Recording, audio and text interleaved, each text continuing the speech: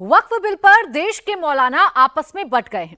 जमीयत और all India Muslim personal law board से जुड़े मौलाना बयानों में सरकार के खिलाफ आग उगल रहे हैं। मौलाना अरशद मदनी, मौलाना महमूद मदनी और मौलाना मुजम्मिल ने आर पार की जंग का ऐलान कर दिया है। जुमे से ठीक पहले इस तरह के बयानों से माहौल बहुत गर्म हो गया है। दूसरी तरफ मौलाना अब्दुल्ला सलीम, मौलाना उस्मान रहमानी लुधियानवी, मौलाना साजिद रशीदी और मौलाना शहाबुद्दीन रिजवी ने वक्फ बिल पास होने पर सरकार को बधाई देते हुए बहुत गंभीर आरोप उन मौलानाओं पर लगाए हैं जो वक्फ बिल पर शाहीन बाग बनाने की धमकी दे रहे हैं। वक्फ के नाम पर लूट खसोट और बेशकीमती जमीनों पर भूमाफिया के कब्जों का क्या है सच, इस रिपोर्ट में देखिए।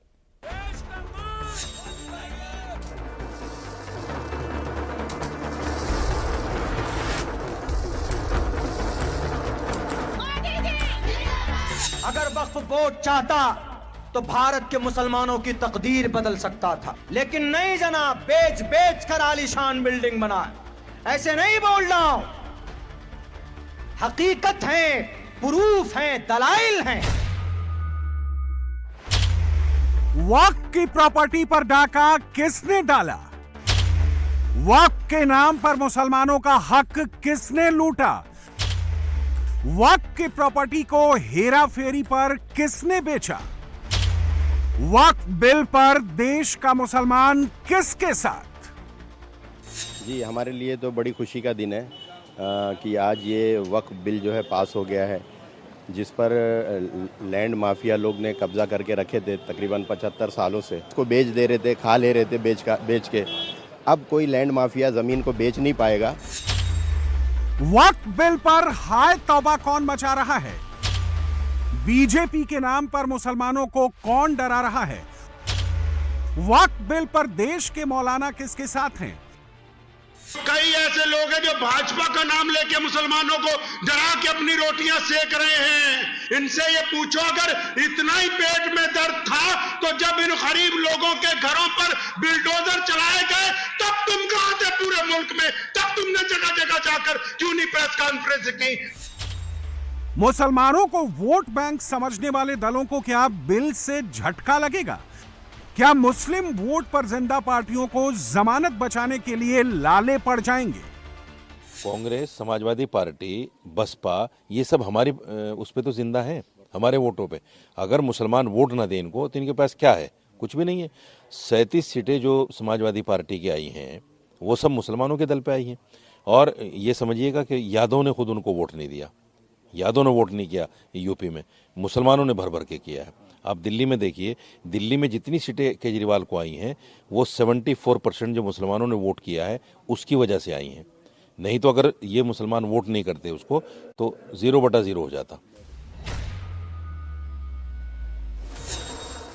वक्फ बिल पर देश का आम मुसलमान, देश का पसमानदा मुसलमान, देश का गरीब मुसलमान, शिक्षा से वंचित मुसलमान, मेहनत मजदूरी करने वाला मुसलमान हैप्पी मूड में है। कहीं पटाखे फोड़े जा रहे हैं, कहीं मिठाइयां बांटी जा रही हैं। अभी तक देश के आम मुसलमानों को यह पता तक नहीं था कि वक्फ बोर्ड से कोई फायदा भी होता है। उन्हें तो बस इतना पता था कि वक्फ बोर्ड मस्जिदों, खानकाहों और कब्रिस्तान की देखभाल करता है। उन्हें यह भी नहीं पता था कि वक्फ बोर्ड के पास कितनी प्रॉपर्टी है और उससे कितनी कमाई होती है।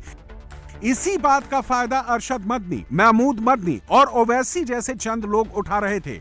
मोदी सरकार जब आम मुसलमानों के हितों के लिए वक्फ अमेंडमेंट बिल ले आई तो इन्हीं लोगों ने सबसे ज्यादा हाय तौबा मचाया।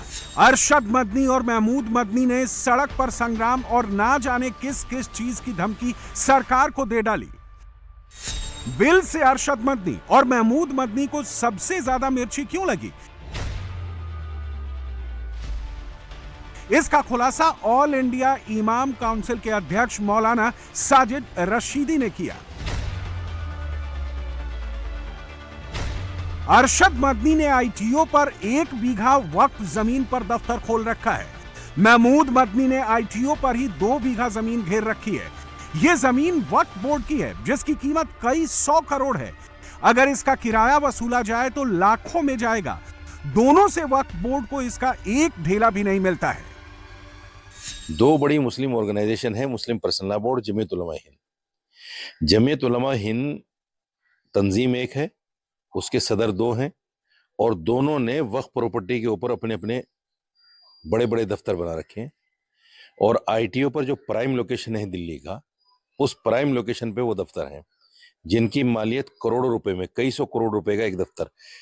1 बीघा जमीन मौलाना अरशद मदनी के पास है, 2 बीघे के करीब जमीन मौलाना महमूद मदनी के पास है, जिनकी सैकड़ों करोड़ में जिनकी वैल्यू है। उसका वो किराया भी नहीं देते और उसको छोड़ते भी नहीं। और यही लोग ज्यादा हाय हुल्ला कर रहे हैं कि वक्फ बिल में संशोधन क्यों आ रहा है। सवाल ये है कि जब हम अपनी प्रॉपर्टी के खुद दुश्मन हैं, हमने अपनी प्रॉपर्टी को कब्जा कर रखा है और हम वक्फ बोर्ड को उसका किराया तक नहीं देते। जमीयत से अगर कोई पूछे कितने बच्चों को आप स्कॉलरशिप देते हो, कितनी बेवाओं को पेंशन देते हो, आपने इतनी बड़ी प्रॉपर्टी हमने कब्जे में कर रखी है, तो ये सारी चीजें कहीं ना कहीं मुसलमानों को सोचना पड़ेगा। वक्फ की जमीन लूटने, बेचने, उसकी कमाई हड़पने का खेल ना तो नया है और ना ही दिल्ली तक सीमित है। संसद में वक्फ बिल फाड़ने वाले ओवैसी के शहर हैदराबाद में वक्फ के नाम पर महालूट का आरोप मौलाना अब्दुल्ला सलीम ने लगाया। मौलाना का दावा है कि हैदराबाद में वक्फ की एक प्रॉपर्टी का किराया 25,000 रुपए महीना है। वक्फ बोर्ड को सिर्फ 2,500 रुपए मिलते हैं। 22,500 हैदराबाद के वक्फ बोर्ड पर कब्जा जमाए बैठे लोग खा जाते हैं। यह सिर्फ एक बिल्डिंग का हाल है। सोचिए, निजामों की राजधानी हैदराबाद में तो सैकड़ों वक्फ प्रॉपर्टी है, तो वहां कितनी बड़ी लूट हो रही है। वक्फ की जमीन बेची जा सकती है? नहीं बेची जा सकती। आपकी मस्जिद की जमीन वक्फ की प्रॉपर्टी मुतवल्ली नहीं बेच सकता। मदरसे की जमीन वक्फ की प्रॉपर्टी ये मोहतमिम नहीं बेच सकता। लेकिन बेची गई, करोड़ों की आमदनी है। हैदराबाद में एक बिल्डिंग का किराया 25,000 रुपए है महीने का, लेकिन उसका वक्फ बोर्ड के फॉर्म में सिर्फ 2,500 लिखा जाता, बाकी 22,500 रुपए पॉकेट में जाता। कौन है बेईमान? हम और आप हैं बेईमान। उत्तर प्रदेश में हाई कोर्ट के मदरसों को बंद करने का ऐलान किया। हाई कोर्ट ने याचिका किसने दाखिल की? किसी हिंदू भाई ने? नहीं, मदरसों को बंद करने के लिए याचिका दाखिल की किसने? 5 लोगों ने, 5 में से 4 मुसलमान था याचिका दाखिल करने वाला। 1970 से लेकर सन 2002 तक सिर्फ सूबे महाराष्ट्र के अंदर, सिर्फ एक छोटे से सूबे में 70,000 एकड़ जमीनें बेची गई। बेचने वाला कोई योगी और मोदी, RSS, बजरंग दल के लोग नहीं थे। बेचने वाला मुस्लिम कौम के रहबर और रहनुमा थे। दिल्ली, हैदराबाद की चंद नजीरें तो आपने मौलानाओं की जुबानी सुन ली। अब आपको बिहार का भी हाल समझ लेना चाहिए, जहां इस साल के आखिर में विधानसभा चुनाव होने हैं। वहां भी all India Muslim personal law board, Jamiat के दोनों धड़े और कई मौलाना वक्फ बिल पर मरने मारने की बातें करके मुसलमानों को सड़क पर उतारना चाहते हैं। लेकिन मौलाना अब्दुल्ला सलीम ने उनकी पोल खोल दी। एक घर है, मिसाल के तौर पर आपके शहर कटिहार में वक्फ का घर है, बिल्डिंग है।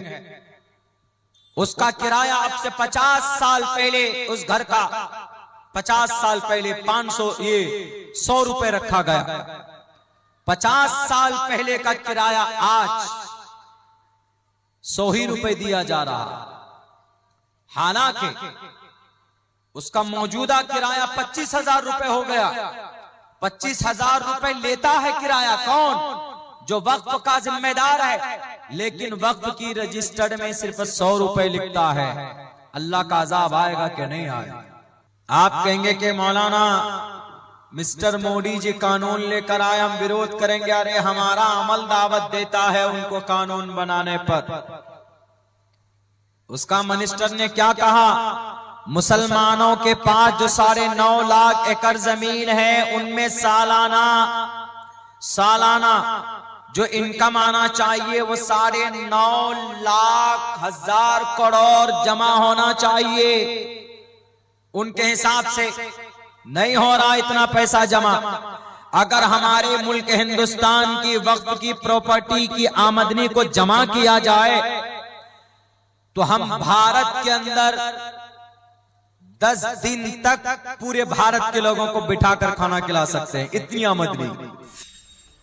वक्त की प्रॉपर्टी को अपनी निजी प्रॉपर्टी समझने वाले यही मौलाना और नेता अब बेचैन हैं। उन्हें डर है कि 70 साल से वक्त की प्रॉपर्टी से जो कमाई कर रहे थे कहीं वो छिन न जाए, कहीं उसका हिसाब किताब ना देना पड़े।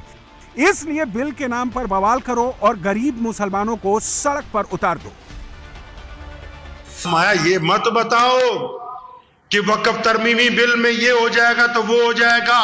मुतवल्ली नहीं मालिक बन सकते, उनमें नहीं इतनी हिम्मत की वक्फ की जायदाद को बेच के दिखा दे। वक्फ बोर्ड नहीं रजिस्ट्री करवा सकता, बाकियों का तो छोड़ो।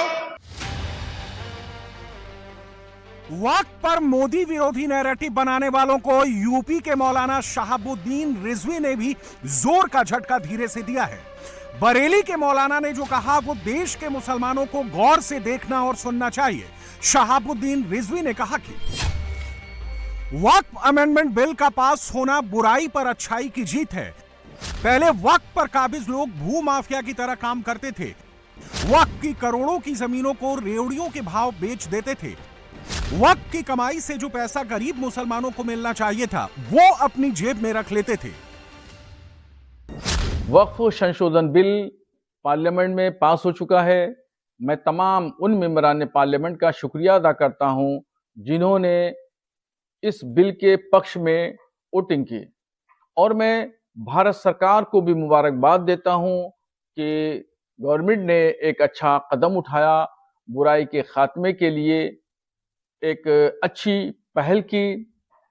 होता ये था कि वक्फ बोर्ड के चेयरमैन जो लोग भी इस बॉडी पे काबिज होते थे, ये भू माफियाओं से मिल करके करोड़ों की जमीनों को रेवड़ियों के भाव बेच देते थे, खुर्द-बुर्द करते थे।